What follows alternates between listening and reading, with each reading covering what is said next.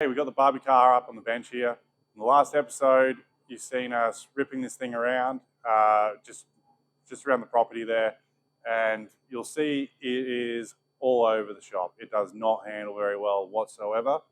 So we were going to start on the second build, and the second build was going to have suspension on it.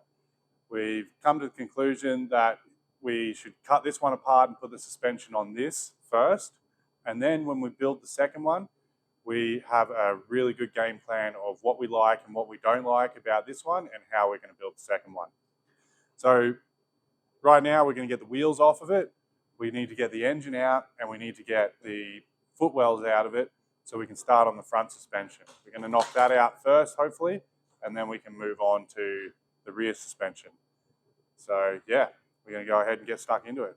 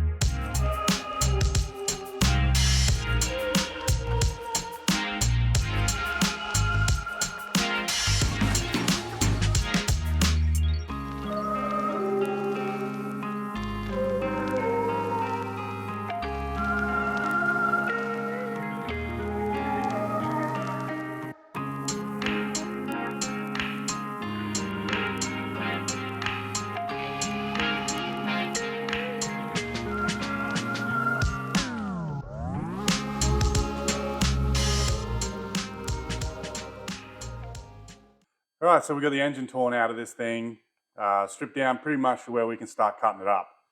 The current plan, and obviously everything may change as we start going along with it and figuring out what's going to work and what's not going to work.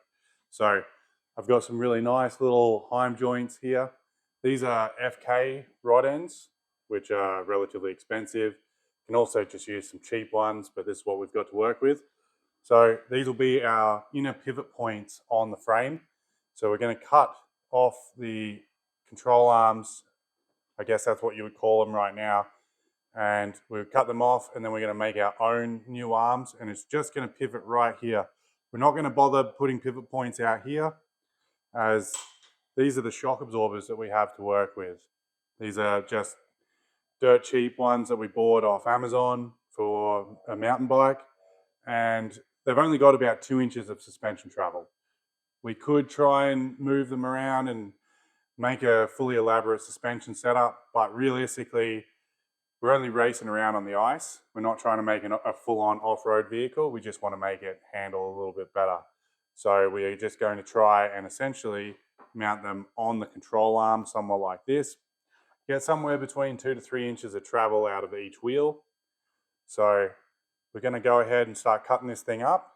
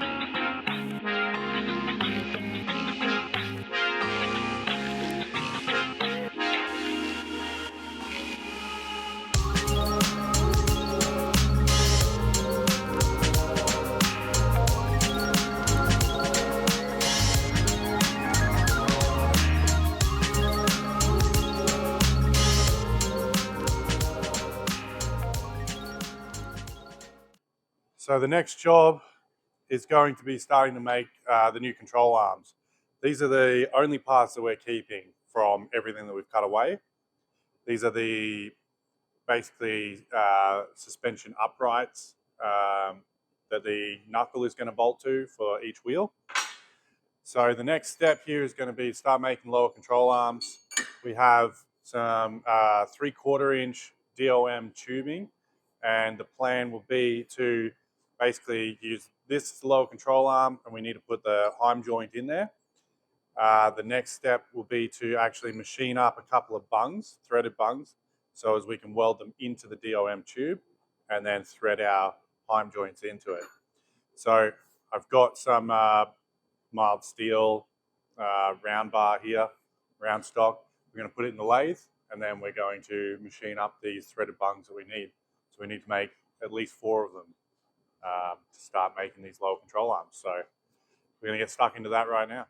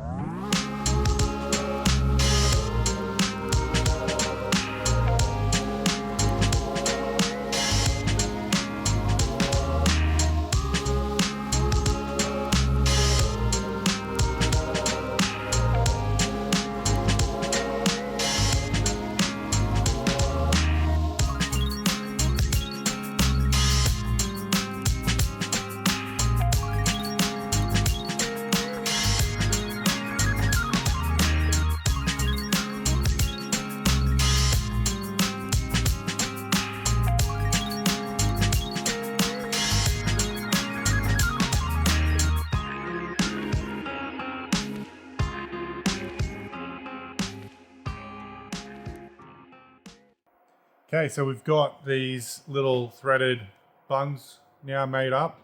Just put them in the lathe, turned the outside down, and then threaded the inside. That's 3/8 UNF. And then we have made up a bunch of these little spacer bushings as well. So this is basically the final product here, as you can see. Now we've made the spacers quite big because these are quite small heim joints. I'm fairly confident they're going to be all right, but if we do have issues with these heim joints, we can upgrade to something bigger like this 1/2 inch heim. And making those spacers big enough means that we'll be able to utilize the larger heim joint with some spacers and have it all fit in there without having to then modify the tabs and everything. So we've made all these tabs here as well. And yeah, the next step is going to be basically to get them lined up on the frame where we want them, tack them in place.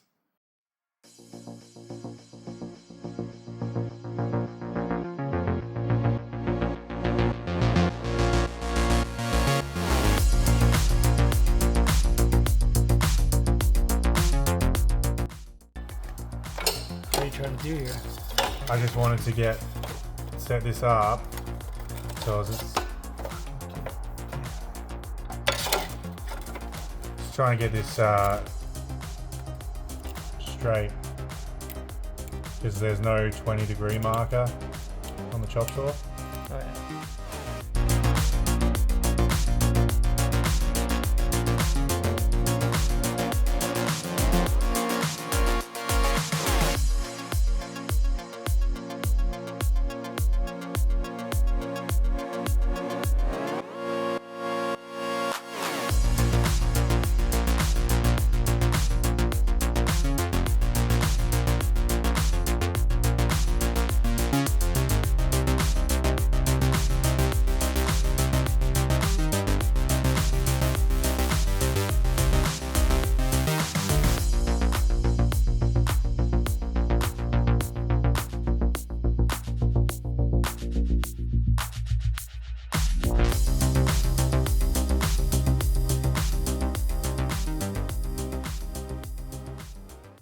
All right, so we've got pretty much a rough sort of plan here.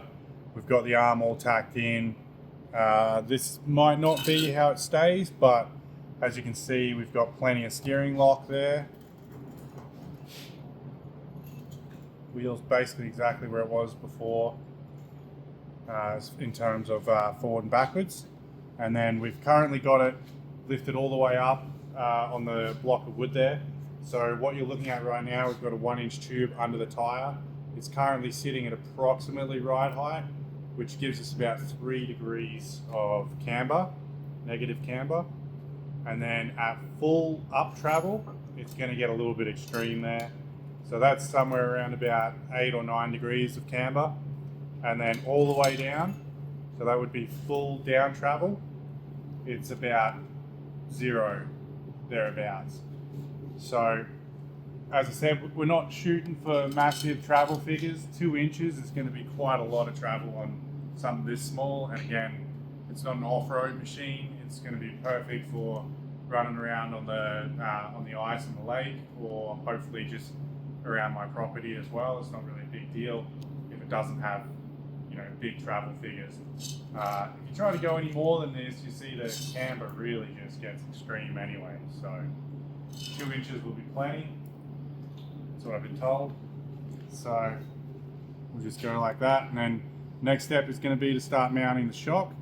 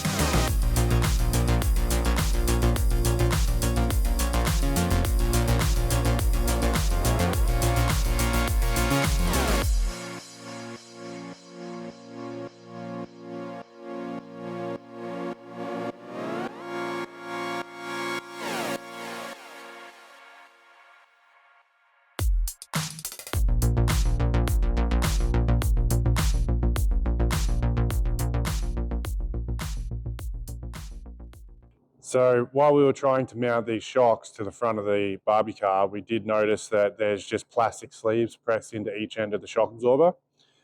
It wasn't really going to offer any articulation or misalignment during the suspension travel.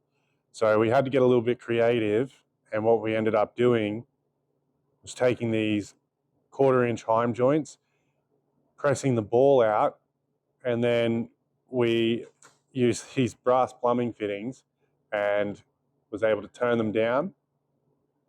And we found a wiper motor out of my old Chevy pickup truck that has the same size diameter ball as what the heim joint ball is.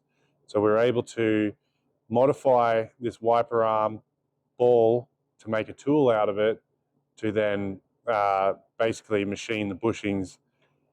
Once we got the bushings machined, we then pressed it all together, and we now have a good amount of articulation and misalignment in each end of the shock absorber. So the suspension's pretty much finished off here. We've got a couple of gussets to put on the shock mounts and probably another brace to go between the two rod ends over here. We've got about 2 inches of travel, which is kind of what we're expecting to have. Pretty happy with how it all moves and everything. So the next step is going to be to mirror this and put it onto the other side, finish that side out, and yeah, then we can start moving on to the rear suspension.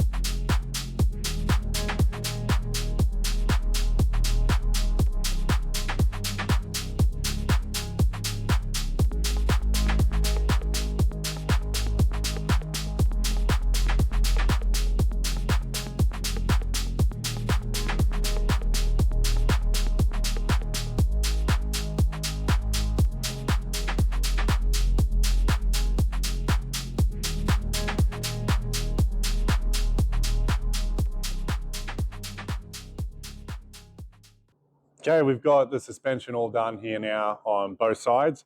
It's just tacked up in place. Still got to add some gussets and then do final welding, but we will tackle that in a later episode. So yeah, that'll do it for this episode. Next one, we're going to start doing the steering, try and get all that sorted out, and yeah, go from there.